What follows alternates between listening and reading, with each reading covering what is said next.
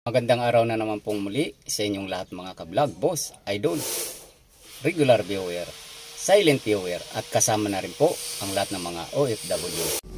Ang gagawin ko naman po ngayon ay mag-check ako ng alternator na hindi po kumakarga pag minsan naman ay nagcha-charge siya at pag minsan naman ay mataas na mataas po yung charging niya. So ito na po, binaba ko po siya. Galing po ng loader to.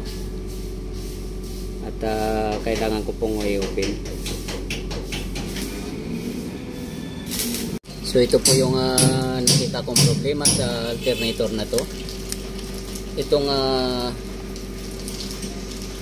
pinaka main source po ng positive power terminal ay nagkaroon po ng kalawang. So tinester ko itong magmula dito sa terminal hanggang dito sa dulo. Pag minsan wala, pag minsan mayroon. So ito po yung nakita kong isang dahilan sa pag minsan wala siyang charge, pag minsan mayroon, pag minsan naman ang high voltage yung lumalabas. At mayroon pang isa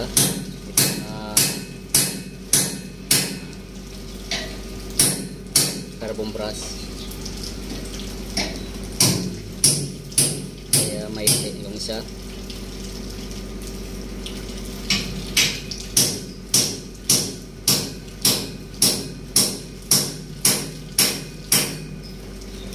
Itong failed na carbon brush at itong ground ay mahaba pa siya.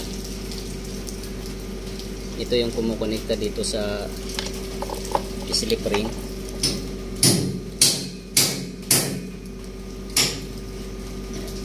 Para magkaroon ng magnet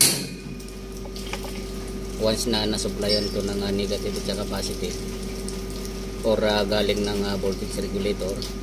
So magkikreate ng magnet itong alternator na to. So habang umiikot siya, magkakaroon siya ng output itong alternator na to. So ito na po siya. So dito po nagkaroon ng problema at saka yung carbon brush ay maikli siya itong isa.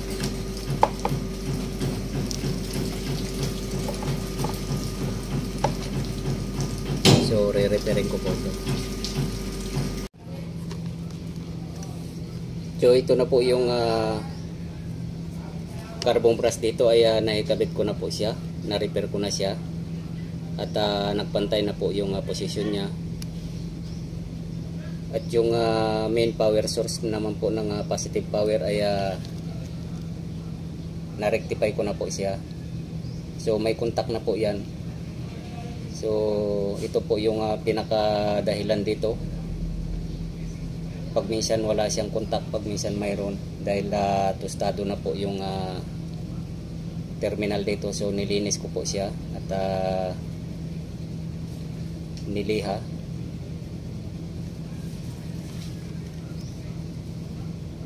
At na-testing ko na siya ay tuloy-tuloy na po yung continuity niya, hindi na po nagbabago.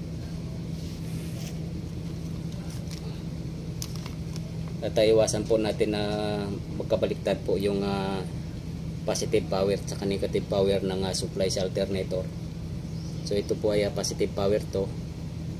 So wag po natin na supplyan ng negative power dahil ang una-una pong masisira dito yung mga diode. So marami po ang nagkakamali sa ganitong koneksyon, lalo na po sa battery. So yung battery po once na magkabaliktad po yung koneksyon, yung positive at saka negative sa sasakyan, ang una-una pong masisira dito ay yung alternator, lalo na po itong diode sa loob. Yan, so ano ko na po, babalik ko na siya. para ma-actual test na po siya sa mismong pinagkakabitan nito sa loader.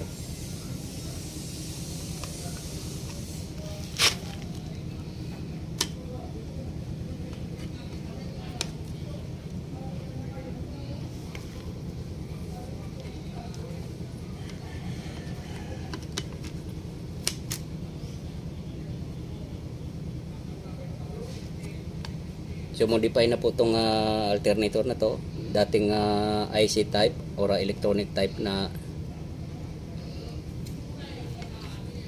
alternator. Ngayon po ay conventional na lang po siya, ordinary na.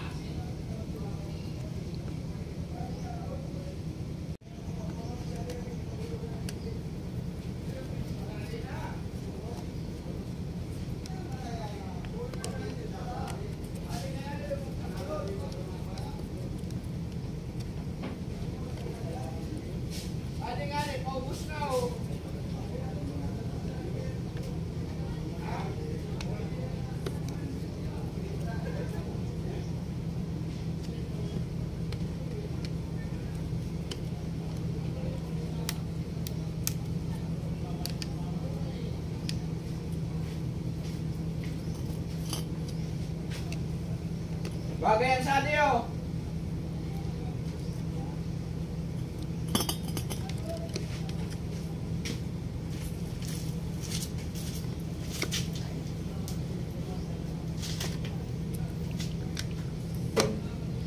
Yan tayo bro. Oh.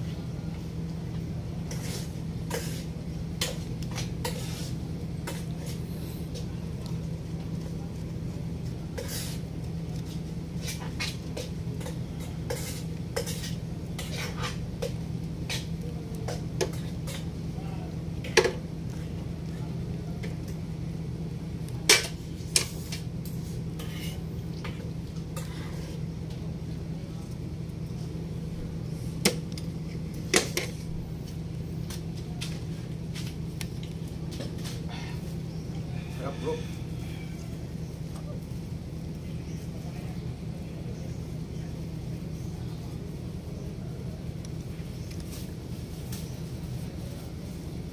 Tinapay bro.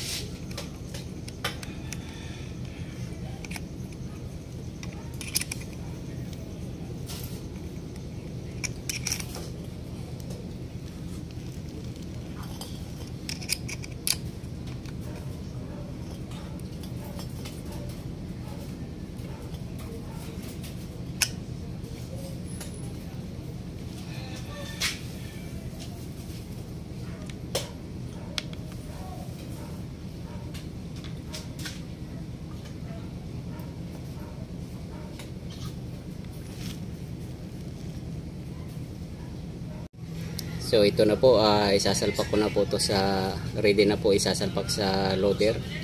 Ito po yung positive power main. Ito po yung neutral connection. Ito po yung field. Ito naman yung ground ng voltage regulator na ordinary. At ito naman yung ground ng carbon brush. At ito yung field. So for testing na lang po to para malaman kung ano po yung actual po na makikita natin. Pero dito po at base po sa ginawa ko ay okay na po siya. So hanggang dito na lang po muna ang video kong ito. Please like, subscribe na lang po and hit notification bell para sa susunod na mga video. God bless all po.